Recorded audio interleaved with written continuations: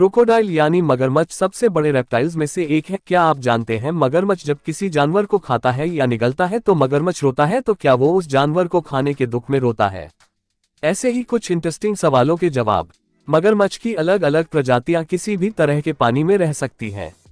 मगरमच्छ की बहुत सी प्रजातियां खोजी जा चुकी है और लगभग सभी प्रजातियां खतरे में हैं क्योंकि इंसान मगरमच्छों का शिकार कर रहा है।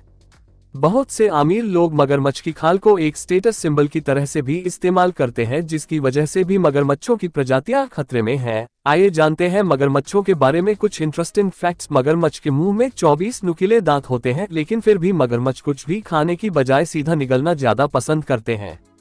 क्या आप जानते हैं मगरमच्छ अपने भोजन को पचाने और तोड़ने के लिए पत्थर के टुकड़े निगल जाते हैं। मगरमच्छ 30 साल से लेकर 70 साल तक जिंदा रह सकते हैं। सबसे छोटा मगरमच्छ ड्वार्फ मगरमच्छ है, जो कि 5 फुट तक लंबा और 32 किलो तक वजनी हो सकता है।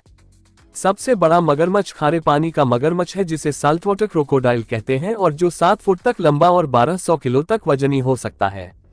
माना जाता है कि मगरमच्छ की प्रजाति एक प्राचीन प्रजाति है जो कि डायनासोर के समय से धरती पर है।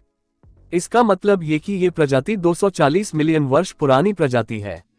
मगरमच्छ फल सब्जियां नहीं खाते क्योंकि वो मांसाहारी होते हैं।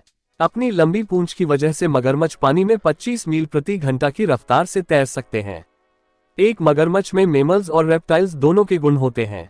ऐसा इसलिए क्योंकि जब मगरमच्छ जमीन पर होता है तो उसका होंठ एक मैमल की होंठ की तरह से काम करता है, लेकिन जब मगरमच्छ पानी में होता है तब उसका होंठ एक रेप्टाइल के होंठ की तरह से काम करता है। इसलिए मगरमच्छ पानी में लंबे समय तक रह सकते हैं।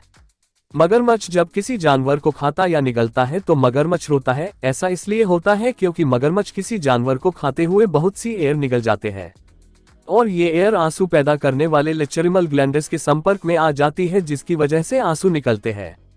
99% मगरमच्छ के बच्चे जीवन के पहले साल में बड़ी मछलियों और छिपकलियों के द्वारा खा लिए जाते हैं। मादा मगरमच्छ एक समय में 10 से 60 अंडे देती है। मगरमच्छ अपने अंडे घोंसलों या होल्स में देते हैं और अंडे से निकले वाले मगरमच्छ का लिंग घोंसले के तापमान पर निर्भर करता है। क्रोकोडाइल्स और एलिगेटर्स में थोड़ी भिन्नताएं होती हैं। शिकार करते हुए दोनों अपने मुंह को कुछ अलग तरीके से खोलते हैं।